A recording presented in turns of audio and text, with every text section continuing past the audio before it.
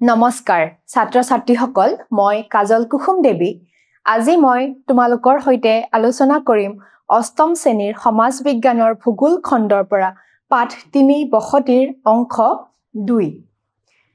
ইয়াৰ আগৰ অংশটোত আমি আলোচনা কৰিছিলো বসতি কি আৰু বসতিৰ বিভিন্ন প্ৰকাৰৰ বিষয়ে এতিয়া আজিৰ ভিডিঅটো তোমালোকে কি জানিব পাৰিবা এবাৰ চাই লোৱা প্ৰথমতে গ্ৰাম্য বসতি কি গ্ৰাম্য বসতি কাক বোলে এই সম্পৰ্কে আমি আজি আলোচনা কৰিম দ্বিতীয়তে গ্ৰাম্য বসতিৰ প্ৰকাৰসমূহৰ অৰ্থাৎ গ্ৰাম্য বসতিৰ কিনো প্ৰকাৰ আছে এই সম্পৰ্কেও আমি আজি এই ভিডিঅটোত আলোচনা কৰিম এতিয়া আজি আমি প্ৰথম টপিকটোলৈ একবাৰ হও প্ৰথমতে আছে গ্ৰাম্য বসতি অৰ্থাৎ ইংৰাজীত যাক কোৱা হয় ৰুৰেল সেটেলমেন্ট এটা গ্ৰাম্য বসতিনো কি ইয়াৰ আগৰ ভিডিঅটোত আমি আলোচনা কৰিছিলো একেবাৰে সাধাৰণ অৰ্থত ক'বলৈ হলে কি হয় গাঁৱলীয়া পৰিবেশক কেন্দ্ৰ কৰি যি বসতি গঢ় লৈ উঠে হেয়াই হল গ্ৰাম্য বসতি এতিয়া গ্ৰাম্য বসতি আমি যদি বিস্তাৰিতভাৱে চাও এটা হলে কি হয় বাৰু প্ৰাথমিক খণ্ডৰ জীৱিকাৰ লগত জড়িত অৰ্থাৎ কৃষি পশুপালন এই ধৰণৰ জীৱিকাসমূহৰ লগত জড়িত ব্যক্তিসকলক কেন্দ্ৰ কৰি যি বসতিৰ বিস্তাৰ হয় তাকেই কোৱা হয় গ্ৰাম্য বসতি আৰু এই গ্ৰাম্য বসতি সম্প্ৰসাৰণৰ আঁৰত মূল কাৰক কি পানী হয়নে পানীৰ উপলব্ধতা কাৰণ ইতিমধ্যে আমি ইয়াৰ আগৰ ভিডিঅটোত পাইছিলো যে যত পানীৰ সুবিধা আছে বিশেষকৈ নদী উপত্যকা অঞ্চলসমূহত বা পানীৰ উৎসৰ ওচৰত কি হয় বসতিসমূহ গঢ় লৈ উঠে ঠিকে চোৱা সাধাৰণতে নদী বিল পুখুৰী হ্ৰদ আদিৰ ওচৰৰ অঞ্চলত গাঁৱৰ বিকাশ হোৱা দেখা যায় আৰু গ্ৰাম্য বসতিৰ উন্নয়নৰ বাবে পানীৰ উপলব্ধতা প্ৰাথমিক চৰ্ত গতিকে চোৱা গ্ৰাম্য বসতিৰ উন্নয়নৰ বাবে প্ৰথম চৰ্তটো কি মূল ভিত্তিটো কি পানীৰ উপলব্ধতা কাৰণ পানীৰ উৎসৰ উপস্থিতি থাকিলে কি হয় বিভিন্ন ধৰণৰ কাম-কাজত মানুহবোৰ আগবাঢ়িব পাৰে গতিকে গ্ৰাম্য বসতি যদি আমি চাও বিভিন্ন ধৰণৰ নৈ বিল হ্ৰদ আদিৰ পাৰতহে এই বসতিসমূহ গঢ় লৈ উঠিছিল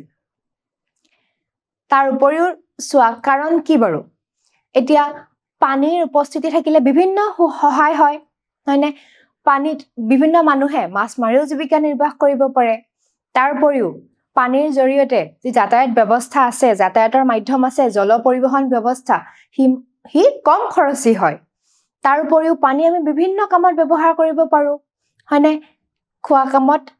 ধোৱা পখলা কামত পানী লাগে হয়নে আন বিভিন্ন কাৰণত পানীৰ প্ৰয়োজন হয় গতিকে এই পানীয়ে হল গ্ৰাম্য বসতিৰ মূল বা প্ৰাথমিক চৰ্ত এতিয়া চোৱা পানী খোৱা ৰন্ধা বঢ়া ধোৱা কৃষি কাম আদিৰ বাবে পানীৰ প্ৰয়োজন ইয়াৰ উপৰিও জলাশয়ত মাছ ধৰি মানুহে জীৱন নিৰ্বাহ কৰে তাৰ উপৰিও মানুহে নদীবোৰক যাতায়াতৰ মাধ্যম হিচাপেও ব্যৱহাৰ কৰে গতিকে কি পানীৰ অতিকৈ প্ৰয়োজন আৰু পানীয়ে গ্ৰাম্য বসতিৰ প্ৰাথমিক ভিত্তি কাৰণ পানী এই বিভিন্ন ধৰণৰ কাৰণসমূহৰ বাবে আমাক লাগে গতিকে পানীৰ অৱস্থিতি ওচৰতহে কি হয় এই গ্ৰাম্য বসতিসমূহ বা স্থায়ী বসতি গঢ় লৈ উঠা দেখা যায় আকৌ পানীৰ যিদৰে প্ৰয়োজন সেইদৰে আমাক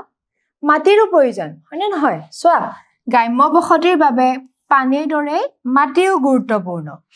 কিয় মাটি গুৰুত্বপূৰ্ণ কাৰণ মাটিত কেন্দ্ৰ কৰি কি হয় খেতি কৰা হয় হয়নে নহয়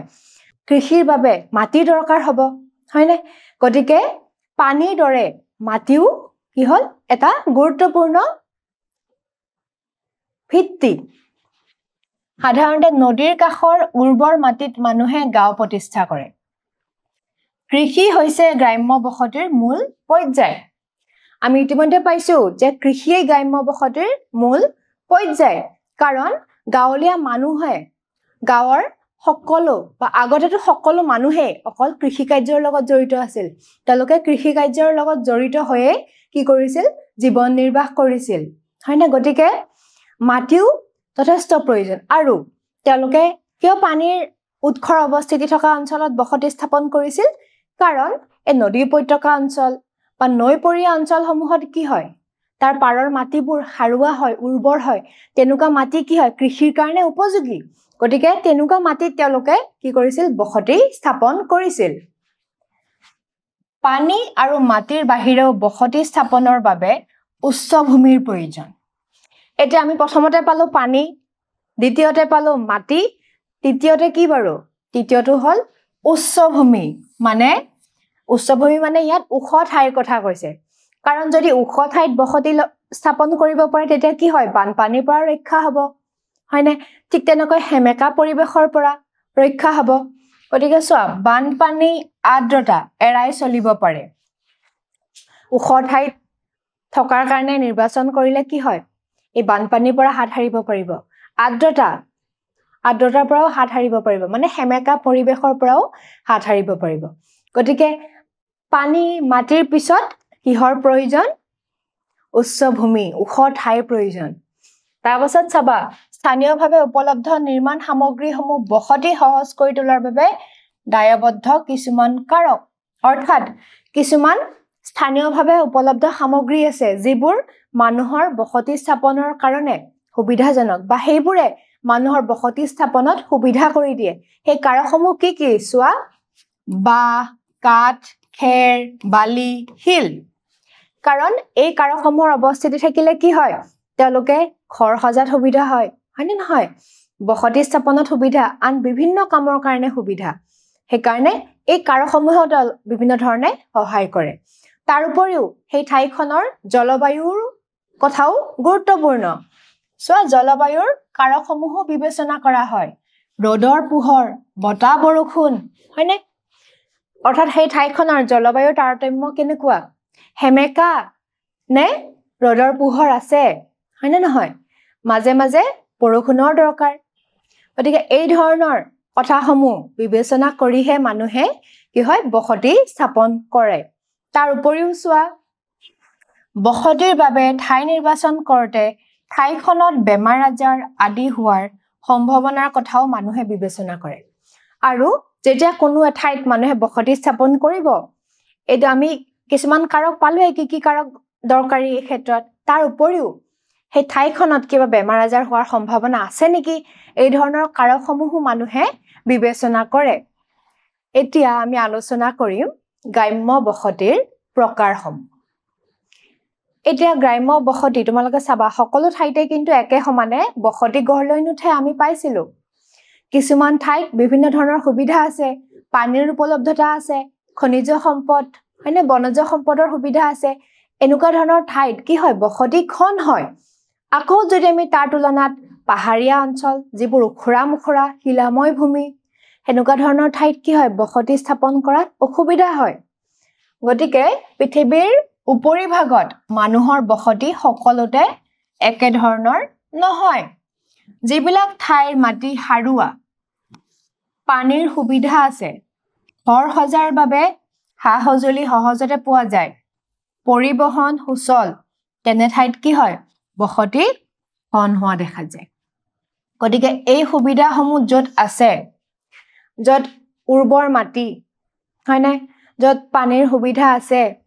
য'ত কৃষিজ সম্পদৰ কাৰণেও সুবিধাজনক য'ত ভাল মাটি য'ত খেতি ভাল হয় তাৰ উপৰিও ঘৰ সজাৰ কাৰণে যিবোৰ সামগ্ৰী লাগে সেইবোৰ আছে নে নাই এই সকলো সুবিধা য'ত উপলব্ধ তেনেকুৱা ধৰণৰ ঠাইত মানুহৰ বসতি ঘন হোৱা দেখা যায় আকৌ পৰ্বত পাহাৰে আবৃত শিলাময় অঞ্চলত কি হয় বসতি পাতল হোৱা দেখা যায় গতিকে এই ধৰণৰ অঞ্চলত বসতি পাতল হোৱা দেখা যায় এতিয়া আমি আলোচনা কৰিম বসতিৰ বিভিন্ন প্ৰকাৰ প্ৰথমটো হল কেন্দ্ৰীভূত বসতি যাক ইংৰাজীত কোৱা হয় নিউক্লিয়েটেড সেটেলমেন্ট এতিয়া কেন্দ্ৰীভূত বসতিনো কি কিছুমান বিশেষ অঞ্চলত মানুহ থুপ খাই থাকে মানে বিভিন্ন সা সুবিধাৰ উপলব্ধতাৰ বাবে এনে ধৰণৰ বসতিক কেন্দ্ৰীভূত বসতি বোলা হয় অৰ্থাৎ কিছুমান এনেকুৱা অঞ্চল আছে যিবোৰ সুবিধাজনক এইমাত্ৰ যে পালো আমি কাৰকসমূহ সেই কাৰকসমূহৰ অৱস্থিতি য'ত আছে তেনেকুৱা ধৰণৰ ঠাইত কি দেখা যায় যে জনবসতি কেন্দ্ৰীভূত জনবসতি থুপ খাই থকা দেখা যায় হয় না জনসংখ্যা থুপ খাই থকা দেখা যায় জনবসতি ঘন হোৱা দেখা যায় এই ধৰণৰ বসতি কি বুলি কোৱা হয় কেন্দ্ৰীভূত বসতি এটা এই চিত্ৰখন চোৱা এই চিত্ৰখনত তোমালোকে দেখিছানে কিছুমান ঠাইত মানুহৰ বসতি থুপ খাই আছে এই ধৰণৰ ঠাইবোৰত এইবোৰত যে মানুহৰ বসতি থুপ খাই আছে হয়নে ইয়াত নিশ্চয় কিবা সুবিধা আছে সেই কাৰণে এইবোৰত বসতি থুপ খাই আছে গতিকে এই ধৰণে গঢ়ি উঠা বসতি কি বুলি কোৱা হয় কেন্দ্ৰীভূত বসতি বুলি কোৱা হয় এটা দ্বিতীয়তে আমি আলোচনা কৰিম কি পাতল বসতি ইংৰাজীত কোৱা হয় ডিসপাৰ্সড সেটেলমেন্ট এতিয়া আমি গম পালো পাতল বসতি ক'ত থাকে পাহাৰীয়া অঞ্চলবোৰত হয়নে নানা ধৰণৰ অসুবিধা থকা বাবে বসতি পাতল হয় অৱশ্যে কিছুমান সমতল ঠাইতো প্ৰতিকূল জলবায়ু অসাৰুৱা মাটি আৰু যাতায়াতৰ অসুবিধা বাবে বসতি পাতল বা হিচৰতি ধৰণৰ হ'ব পাৰে হয়নে এটা যিবোৰ পাহাৰীয়া ঠাই বা অকল পাহাৰীয়া ঠাই বুলিয়ে কোৱা নাই কিছুমান আমাৰ সমতল ভূমিও আছে য'ত যাতায়াতৰ কাৰণে অসুবিধা য'ত বিভিন্ন ধৰণৰ সা সুবিধাসমূহ নাই তেনেকুৱা ধৰণৰ ঠাইতো কি হয় বসতি পাতল হয় হেৰেঙা হয় এই ধৰণৰ বসতিকে কি বুলি কয় পাতল বসতি বা হিচৰতি ধৰণৰ বসতি বুলিও কোৱা হয় এটা এই চিত্ৰখন চোৱা এই চিত্ৰখনত চোৱাচোন বসতি কিমান পাতল কিমান দূৰে দূৰে মানুহৰ অৱস্থান আছে চোৱা এইবোৰ কিমান দূৰে দূৰে আছে গতিকে এই ধৰণৰ বসতি হৈছে কি পাতল বসতি এবাৰ আমি আলোচনা কৰিম ৰৈখিক বসতি বা লিনিয়াৰ সেটেলমেন্ট এটা ৰৈখিক বসতিনো কি চোৱা কিছুমান বসতি বাটপথৰ কাষে কাষে দীঘলীয়াকৈ বিস্তাৰিত হৈ থাকে এনে বসতিক ৰৈখিক বসতি বুলি কোৱা হয় মানে কিছুমান এনেকুৱা বসতি আছে অকলশৰীয়া ৰাস্তাৰ দুই কাষে যদি চোৱা মানুহৰ হাৰি হাৰি ঘৰ ঠিক তেনেকৈ নদীৰ দুয়ো কাষে যিবোৰ মানুহে হাৰি হাৰিকৈ ঘৰ সাজে এই ধৰণৰ বসতি হ'ল ৰৈখিক বসতি তোমালোকে চিত্ৰখন চালে নিশ্চয় ধৰিব পাৰিবা এই ধৰণৰ চোৱা এনেকুৱা ৰাস্তাৰ দুয়ো কাষে যেতিয়া এই ধৰণৰ বসতি হাৰি হাৰিকৈ বসতি গঢ় লৈ উঠিছে নে এই ধৰণৰ বসতিক কোৱা হয় কি ৰৈখিক বসতি তাত ৰাস্তাৰ দুয়ো কাষে হাৰি হাৰিকৈ দীঘলীয়াকৈ গঢ় লৈ উঠে ঠিক তেনেকৈ নদীৰ দুই কাষেও গঢ় লৈ উঠা দেখা যায় এইবাৰ আমি আলোচনা কৰিম তৰাৰূপী বসতি অৰ্থাৎ ষ্টাৰ প্যাটাৰ্ন সেটেলমেন্ট তৰাৰূপী বসতি কেনেকুৱা বাৰু চোৱা কেতিয়াবা কোনো ঠাইত দুই তিনিটা পথৰ সংযোগ ঘটিলে এনে বাটপথক আশ্ৰয় কৰি বিশেষ তৰাৰূপী বসতি গঢ় লৈ উঠিব পাৰে কেতিয়াবা চাবাচোন তিনিআলি চাৰিআলি দেখা যায় বিশেষ পথৰ সংযোগ হোৱা দেখা যায় সেই ধৰণৰ পথৰ সংযোগক কেন্দ্ৰ কৰি যি বসতি গঢ় লৈ উঠে এই ধৰণৰ বসতি কোৱা হয় তৰাৰূপী মানে দেখিবলৈ আকাৰত কেনেকুৱা তৰাৰ নিচিনা সেইকাৰণে ইয়াক তৰাৰূপী বসতি বুলি কৈছে আৰু এনে বসতিয়ে কালক্ৰমত নগৰীয়া বসতিত পৰিণত হয় আৰু পিছলৈ এই ধৰণৰ বসতিবোৰ কি হয় নগৰীয়া বসতিত পৰিণত হয় এটা এই চিত্ৰখন চোৱা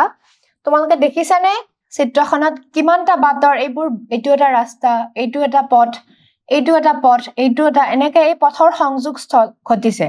আৰু তাৰ আশে-পাশে হয়নে এই বসতিবোৰ গঢ় লৈ উঠিছে